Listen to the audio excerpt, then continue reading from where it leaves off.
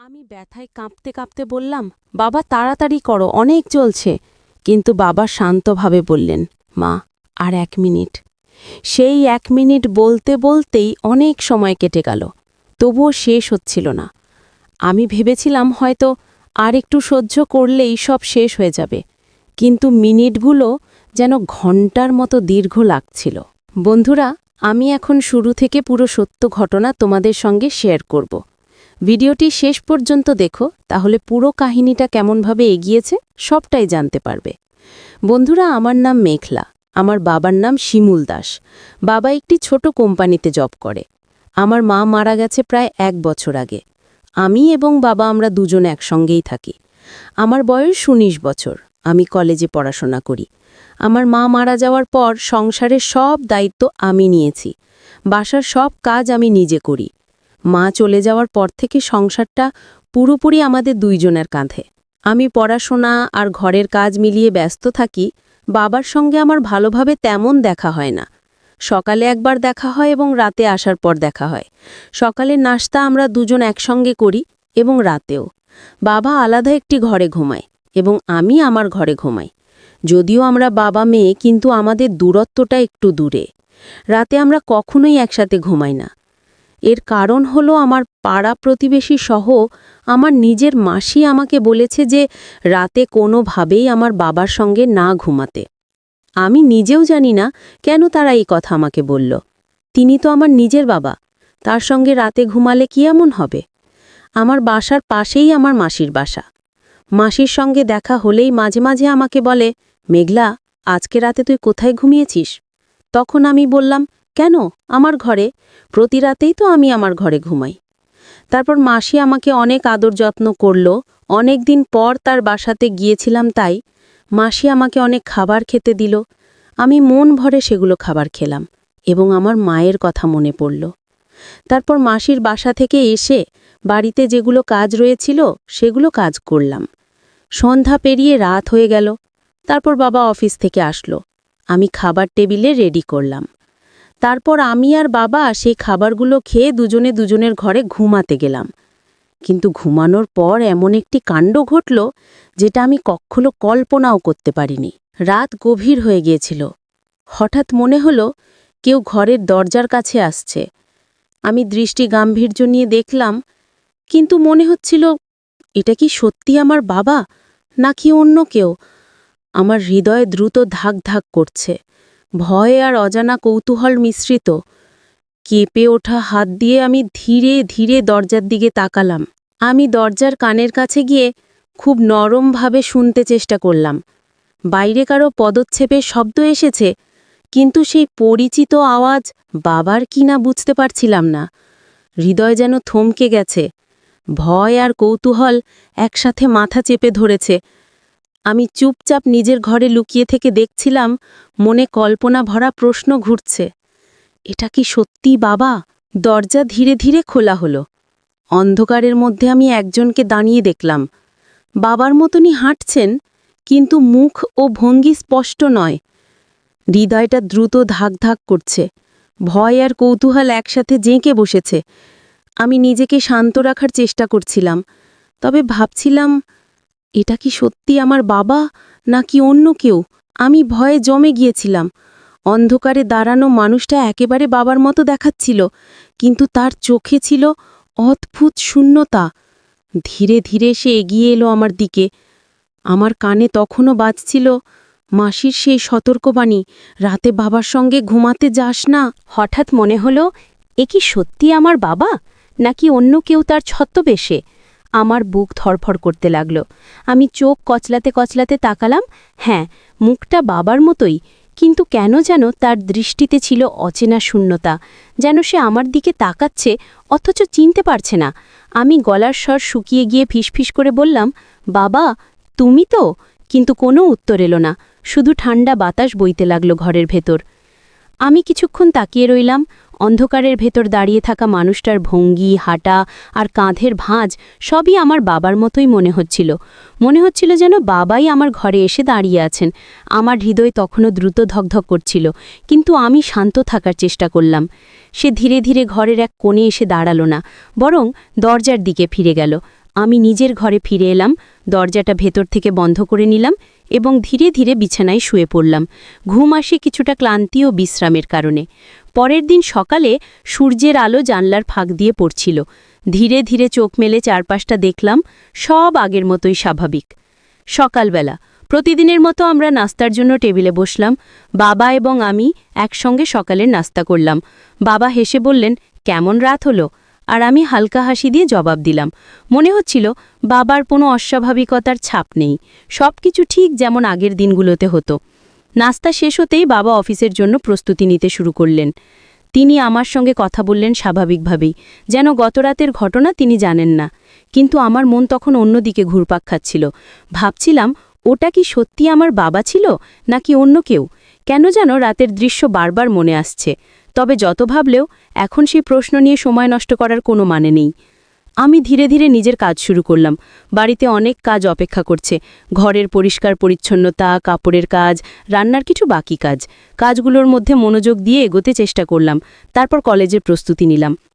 মনটা কিছুটা শান্ত হলেও ভেতরে ভাবনার ঝড় তখনও থামেনি। কিন্তু জানতাম এখন আমাকে কাজের দিকে মন দিতে হবে। সেদিনও রাত হলো ঠিক আগের দিনের মতো।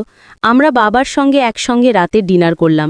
টেবিলে আলোয় ছড়িয়ে পড়া নরম উষ্ণতা, ছোট ছোট কথোপকথন, সবই স্বাভাবিক মনে হচ্ছিল। ডিনার শেষ হতেই বাবা তার ঘরে চলে গেলেন ঘুমানোর জন্য, আর আমি আমার ঘরে গিয়ে প্রস্তুতি নিলাম। আমি ভাবছিলাম আজও নিশ্চয়ই সব স্বাভাবিক থাকবে, কিন্তু তারপর যা ঘটল সেটা আমি আজকেও কখনো কল্পনা করতে পারিনি। এমন কিছুই হবে তা আমার মাথায় কোনো কোণে ধারণা ছিল না। পুরো রাতের ঘটনাগুলো যেন ধীরে ধীরে একটা নতুন মোড় নিতে চলেছে, আর আমি তখনও প্রস্তুত ছিলাম না সেই জন্য। আমি সেই রাতে দরজা লাগাতে ভুলে গিয়েছিলাম। ঘুমানোর সময় আমি লাইট বন্ধ করে নিজের বিছানায় শুয়ে পড়েছিলাম।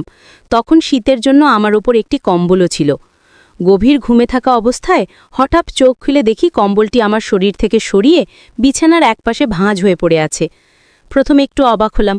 মনে হলো হয়তো ঘুমের মধ্যে আমি নিজে সরিয়েছি, কিন্তু তখনও আমার মন হালকা উৎকণ্ঠায় ভরা ছিল। আর ঠিক তখনই মনে হলো দরজার দিকে তাকাতে হবে, কারণ আমি জানতাম রাত্রে দরজা বন্ধ না করলে কখনো কখনো এমনটা হতে পারে।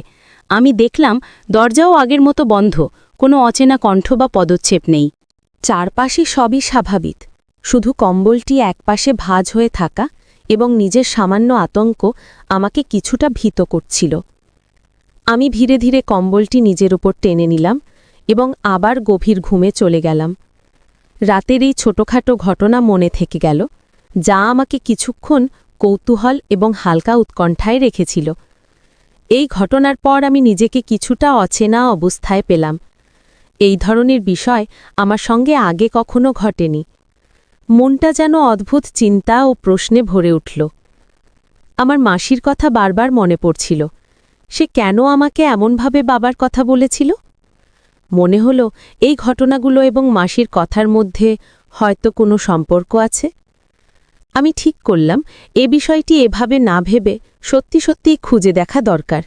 কি ঘটেছে, কেন ঘটেছে, আর এর সঙ্গে বাবার কি কোনো সম্পর্ক আছে, সব কিছু পরিষ্কার করতে হবে। সেই ভাবনা মাথায় রেখে আমি সিদ্ধান্ত নিলাম এখনই খুঁজে দেখতে হবে সত্যি কি ঘটেছে আর কেন ঘটেছে। মনটা তখনও অস্থির, কিন্তু এক ধরনের দৃঢ় সংকল্প তৈরি হয়েছিল। শুধু নিজে চিন্তা করা যথেষ্ট নয়, আমি চাইছিলাম কারো সঙ্গে আলোচনা করি, যাতে বিষয়টি আরও পরিষ্কারভাবে বোঝা যায়।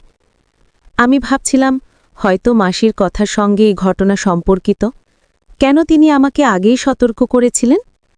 এমনকি এমন ছোটখাটো সতর্কতাও কি সত্যিই গুরুত্বপূর্ণ হতে পারে? এই প্রশ্নগুলো মন থেকে বের হচ্ছিল না। আমি ঠিক করলাম আগে একটু ধৈর্য ধরে নিজের দৈনন্দিন কাজ শেষ করি। বাড়িতে অনেক কাজ বাকি আছে, ঘরের পরিচ্ছন্নতা, কাপড়ের গোছানো, রান্নার কিছু কাজ। কাজগুলো শেষ করে তারপর কলেজের জন্য প্রস্তুতি নেব। মনটা কিছুটা শান্ত থাকলেও ভেতরে প্রশ্ন আর উৎকণ্ঠার ঝড় থামেনি। আমি ভাবছিলাম হয়তো এই ঘটনা সম্পূর্ণ সাধারণ কোনো ব্যাখ্যা আছে, কিন্তু নিজের মধ্যে এক অজানা আতঙ্ক তখনও ছিল। মাসির কথার অর্থ কি সত্যিই এর সঙ্গে সম্পর্কিত? কেন তিনি আমাকে এমনভাবে সতর্ক করেছিলেন?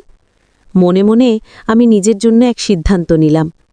এই রহস্যের পিছনে আসল সত্য খুঁজে বের করা হবে, আর এর জন্য শুধু চিন্তা করলেই হবে না, বাস্তবে পদক্ষেপ নিতে হবে।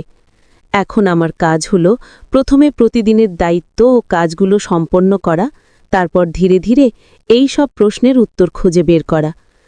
আমি বাড়ির কাজগুলো শুরু করলাম, মনকে ব্যস্ত রেখে ভয়ে উৎপান্থাকে সামলানোর চেষ্টা করলাম।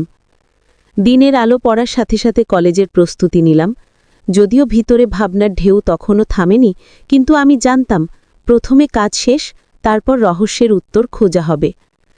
এভাবে আবারও রাত হলো, ঘরের অন্ধকার নেমে এলো, আর আমি নিজেকে প্রস্তুত করলাম আসল ঘটনাটি জানার জন্য।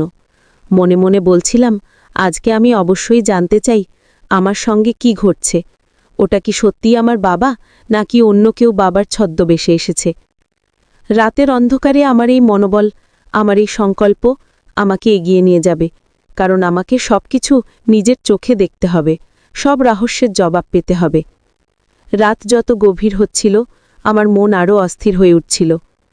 হঠাৎ শুনতে পেলাম পায়ের শব্দ, কারো পদক্ষেপ যেন আমার ঘরের দিকে আসছে। আজকে আমি আগে থেকেই দরজা ঠিকমতো বন্ধ করেছিলাম, তাই কারো আসার সম্ভাবনা খুব কম। তবুও আমার মনে সন্দেহের ছায়া নেমে এলো। ধীরে ধীরে আমি লক্ষ্য করলাম দরজার কাছে অল্প অল্প করে পা দেখা যাচ্ছে, যেমন কেউ দাঁড়িয়ে আছে। দরজার পাশে জানালা থাকায় আমি চুপচাপ উকি দিলাম। সেই মুহূর্তে আমি দেখলাম সেই মানুষটি যেন বাবার মতো, লম্বা, ভঙ্গিমা, সবকিছু বাবার মতোই। তবুও আমি এখনও নিশ্চিত হতে পারছিলাম না এটা কি সত্যি আমার বাবা, নাকি কেউ অন্য কেউ। তার মুখ পুরোপুরি অন্ধকারে ঢাকা, দেখা যাচ্ছিল না। কিছুক্ষণ পর সে অন্ধকারে মিলিয়ে গেল, আমি আর তাকে দেখতে পেলাম না। আরেকটু পর আবার পায়ের শব্দ এলো, দেখলাম সে ফিরে এসেছে, দরজার কাছে দাঁড়িয়ে উকিঝুঁকি করছে। যতই ও চেষ্টা করুক, আজকে আমি কোনোভাবেই দরজা খুলব না। আমি ঘরের ভিতর থেকেই যা দেখার তাকিয়ে থাকব। অনেকক্ষণ স্থির হয়ে তাকিয়ে থাকার পর ধীরে ধীরে দেখতে পেলাম বাবার মতো যে লোকটি ছিল সে আর নেই। অল্প কিছুক্ষণ পর বাবা আমার ঘরে এসে ডাকলেন। মনে হলো এ কি সত্যি বাবা, নাকি আবার কেউ বাবার ছদ্মবেশে এসেছে। আমি দরজা খুলে দিলাম এবং বাবা ধীরে ধীরে আমার ঘরে প্রবেশ করলেন। আসার পর তিনি আমার পাশেই বসলেন। বসার পর বাবার কণ্ঠ ভরে করে শান্তি এবং দৃঢ়তার মিশ্রণ ছিল। তিনি বললেন, তোমার মাসি বা আমাদের পাড়া প্রতিবেশীরা যারা আমার বিষয়ে তোমাকে এগুলো বলেছেন, তাদের কথায় কখনো কান দেবে না। তারা অতীতকে টেনে নিয়ে যেতে চায়, কিন্তু আমি এখন অতীতে নেই, বর্তমানেই ভালো আছি। হ্যাঁ, আমি কিছুটা খারাপ ছিলাম, যার কারণে তারা তোমাকে এইসব কথা বলেছে, কিন্তু বিশ্বাস করো, তুমি আমার নিজের মেয়ে। তোমার সঙ্গে আমি কখনো বিশ্বাসঘাতকতা বা খারাপ আচরণ করতে পারি না। বন্ধুরা, এখানেই শেষ নয়, আরও সত্য ঘটনা রয়েছে, যেগুলো আপনাদের পরের ভিডিওতে বলবো। তার জন্য অবশ্যই চ্যানেলটি সাবস্ক্রাইব করে রাখবেন।